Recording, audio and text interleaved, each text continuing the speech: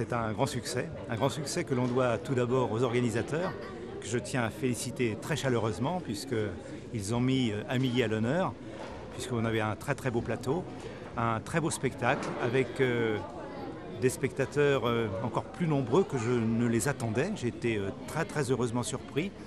Il est vrai que c'est une première nationale, donc ça méritait certainement, ça méritait le déplacement, la preuve. Hein.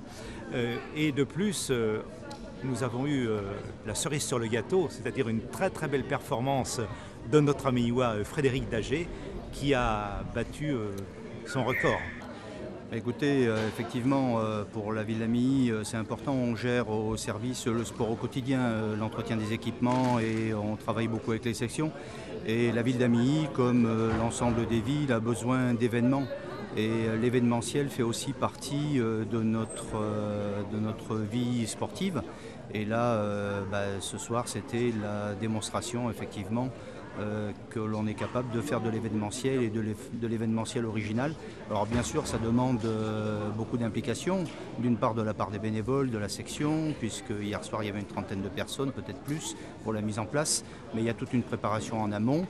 Et cette préparation, elle se fait aussi avec la participation du service et des services techniques pour transporter le matériel, pour mettre en place, mais surtout avec l'implication d'autres sections des J3. En l'occurrence, là, on est au dojo et on a bien vu la connexion qu'il y avait entre la section athlétisme, la section judo. Et tout ça fait partie et fait bouger le sport amillois. Et tant mieux pour la ville d'Amilly. Moi je suis ravi qu'il y ait eu un tel événement qui se soit produit au niveau du poids, parce qu'il est vrai que dans l'histoire de la fédération, il y avait eu le même type d'événement en marteau dans un premier temps, puis en disque. Et là, le fait que les lanceurs de poids puissent avoir un tel show et une telle possibilité de performance est vraiment quelque chose de sensationnel pour le développement du poids français. Donc je tenais à féliciter les organisateurs, la qualité des installations et de l'animation, et c'est vrai que le plateau avec l'ensemble des compétiteurs qui sont venus permettent justement ce genre de performance. Et bien sûr la cerise sur le gâteau pour un responsable jeune comme moi, c'est Frédéric Daget qui profite de cet événement pour, dès la première édition, battre le record de France junior aux 7 kg. Donc ça c'est phénoménal et ça augure d'une bonne saison et d'une bonne préparation. Et je pense que justement sur une première édition, ça va lancer l'événement le plus loin possible et j'en suis persuadé. Donc je suis sûr que la fédération va suivre de très près ce genre d'événement et les organisateurs. Bravo. Remarquable organisation due à M. Bedu, M. Daget et M. Orbati. Et une parfaite réussite. Le public a répondu présent à un événement inhabituel en France, une première édition. Tous les athlètes étaient entièrement satisfaits de cette animation. Et c'était leur fête. C'est la fête des lanceurs, c'est la fête du poids.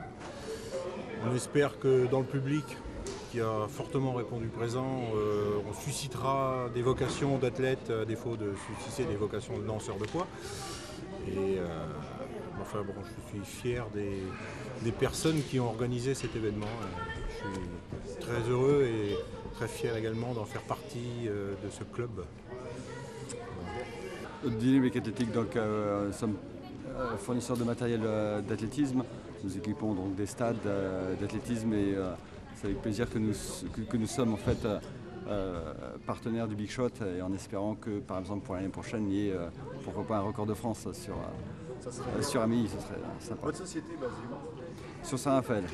D'accord. Vous êtes venu loin alors? Oui, mais pour un tel événement, c'est une première en France, donc c'est toujours intéressant de participer à ce genre d'événement. Alors ça, bravo. Je dirais une chose, en première bravo pour l'organisation. Parce que je trouvais que c'est pas facile d'organiser. Moi j'ai été à Pau, je suis de Pau et je sais que des meetings ont été organisés à Pau. Ô combien c'est difficile, mais faire ça ici dans une salle qui n'est pas adaptée à la base, ça je trouve que c'est formidable. Voilà, on sentit qu'il y a du bénévole. L'esprit famille, comme je disais tout à l'heure, une personne, c'est ce qui vous permettra, et ce qui permettrait à beaucoup de gens d'arriver à plein de choses. Famille comme ça, et rien de tel. Quoi. Voilà. Ce que je parle, c'est du Big Shot. Merci. Merci beaucoup. Je vous en prie. Je suis ravi d'être venu quand même. Bon, j'aurais même une plus grosse avoine et pas me ramasser comme j'ai fait, mais bon, c'est la vie, c'est comme ça. Bon, j'espère que. Terminé 8e du concours. 8e, ouais, bon. Qui est 99, c'est pas génial. Mais bon, écoutez, dans 15 jours, il y a les France, il faut gagner quelques places et puis voilà quoi. Est-ce que c'est compliqué de lancer dans une ambiance qui change? Ça perturbe un petit peu, mais bon, après, on se dit que c'est comme ça et puis il faut s'y faire. Mais bon, après, quand on se gérer, que les entraînements derrière sont là, normalement, rien ne doit nous perturber. Donc, on sait qu'il y a de la motivation. Après, il faut tourner, lancer, puis voilà, quoi. Après, pas de souci. Ça, c'est l'expérience du haut niveau. Du bobsleigh? Ah, le bobsleigh. Un petit mot sur le bobsleigh quand même. Très dur.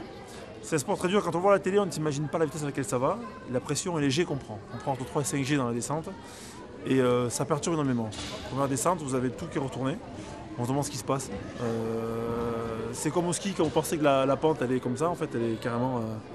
Ça va très très vite, quoi. Ça surprend beaucoup. Il faut aller à la plagne, il faut faire les descentes. Il y a des mecs, des plagnards là-bas qui pilotent et qui font descendre les gars qui n'ont jamais fait. Et c'est une sensation de ouf, quoi. Alors ça, c'est un petit truc juste dans la caméra. On le fera un jour avec Jean-Pierre. Ah, il faut y aller. Cédric, on ira se faire une petite descente. Ah là, vous allez voir ce que. On a envie de faire ça. C'est dommage que le bob, il n'y en a plus en France. Ouais, parce que c'est les volontés des mecs qui sont hauts, quoi. Il faut regarder le pognon pour le patin artistique, c'est tout. Hein. Nous, c'était pareil, hein, quand on était au bobsleigh à l'époque, on a gagné des misères, on avait 3 survettes à 2 balles, des bobs qui dataient des Italiens qui ne voulaient plus, on récupérait du matos vieux pour faire la descente. Hein. Quand Major, champion du monde avec un bobsleigh qui datait des Mathusalem. Est-ce que c'est pas le fait que vous avez toujours refusé, à un moment donné, d'avoir un paillette pour pousser le bob par rapport aux paillettes? Non, c'est vrai que c'est assez moulant, on va dire. C'est moulant, mais on se caille quand même. On se caille terrible quand même. C'est pas chauffé du tout. Non, mais c'est vrai qu'on pourrait faire des choses. Vous auriez eu des paillettes, forcément, à un moment donné. Énorme. Rasta Rocket à côté, puis voilà. Ouais, voilà.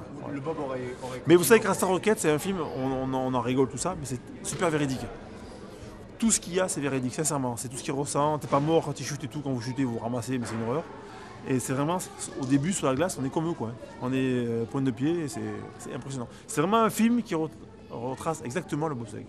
D'accord, merci beaucoup. Je vous en prie. Pourquoi tu te marres? Très sincèrement, pour une première édition, c'est vraiment un coup de maître, hein, puisque on a vraiment ressenti une proximité comme ça avec le public et cette configuration, on va dire, de plateau. C'est vraiment génial, même pour nous les athlètes. Je veux dire, quand on en a rediscuté là tous ensemble, tout le monde est ravi. C'est quelque chose d'inhabituel?